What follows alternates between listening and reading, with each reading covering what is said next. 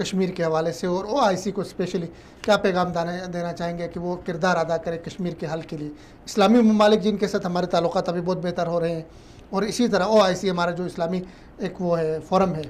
उनको क्या उनसे उम्मीद रखी जा सकती है, उनको क्या कदम उठाना चाहिए? OIC जो है उसकी बड़ी खदमात हैं कश्मीर के लिए, और बहुत से हमारे सारे इस्लामी ममालिक जो हैं उनकी काफ़ी इस पे भी रेजोल्यूशन दी हुई हैं, ठीक है, और इस पे उनकी करारदादें भी हैं। इनका वो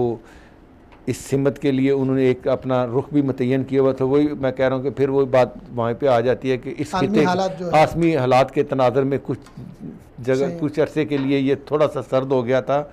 और अपने पाकिस्तान के क्या नाम है राजा ज़फ़रुल्लाह साहब इस OIC के चेयरमैन भी हैं,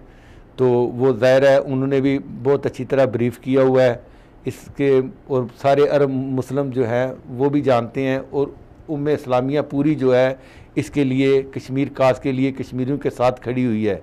लेकिन अब जो है जिस तरह अफ़गानिस्तान में अमन आ रहा है, दूसरे ममालिक में इधर से वो अमेरिका फ़ौजें भी ड्रा कर रहा है, तो फिर हम ये चाहते हैं कि पूरे अमन के पूरे खिते के अंदर एक दफ़ा ही अमन की जो है ना सारी कोशिशें बहाल कर दी जाएँ, ताकि अमन जो है वो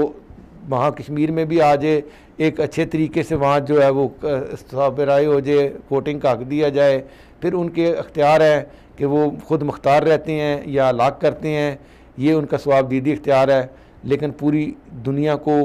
पूरी दुनिया की नज़र और कश्मीरियों की नज़र दुनिया पे है, और दुनिया की नज़र कश्मीर पे होनी चाहिए इस हल के लिए। सही।